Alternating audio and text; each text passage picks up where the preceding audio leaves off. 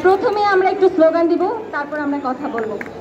কোটা না মেধা, মেধা মেধা, কোটা না মেধা, মেধা মেধা, রক্তের বন্যায় দেশে যাবে অন্যায়, দেশে যাবে অন্যায়, রক্তের বন্যায়। ৭১-এর বাংলায় বৈষম্যের ঠাঁই নাই, ১৮-র বাংলায় বৈষম্যের ঠাঁই নাই, ২৪-এর বাংলায় বৈষম্যের ঠাঁই নাই।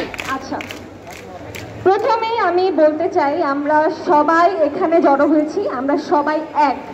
আমাদের মাঝে হয়তোবা কারোর বাবা দিনমজুর, কারোর বাবা কৃষক, কেউ মধ্যবিত্ত পরিবারের, কেউ উচ্চবিত্ত পরিবারের, কিন্তু আমাদের পরিচয় একটা, আমরা শিক্ষার্থী। আমরা সবাই এক কিনা? আমাদের মধ্যে কোনো বিভেদ আছে? আমাদের দাবি কি? আমাদের দাবি বৈষম্য দূর করা। কোটা পদ্ধতি কাদের জন্য? প্রথমেই বলি, কোটা পদ্ধতি সেই সব জনগোষ্ঠীর জন্য যারা আসলে অনগ্রসর, যারা পিছিয়ে আছে। অগ্রসর জাতির জন্য তেলা মাথায় তেল দেওয়ার কি কোনো দরকার আছে? কোনো দরকার নাই। আমাদের সংবিধানে উল্লেখিত অনগ্রসর যে জাতি রয়েছে তাদের জন্য সঠিকভাবে কোটার প্রয়োগ হোক, এটাই আমাদের এক দফা দাবি। সকল বৈষম্যমূলক এবং অযৌক্তিক কোটা বাতিল হোক, কোটার সংস্কার ঘটুক, কোটার সংস্কার ঘটুক। এখন আমি আমার হলের এবং প্রত্যেকটা হলের আপুদেরকে ধন্যবাদ দিতে চাই এবং বলতে চাই আপনারা নিজের যত্ন নেবেন।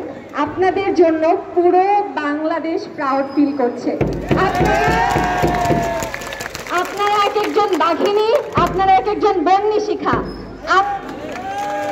আপনারাই সেই নারী যারা নেপোলিয়নের একটি শিক্ষিত জাতির কারিগর।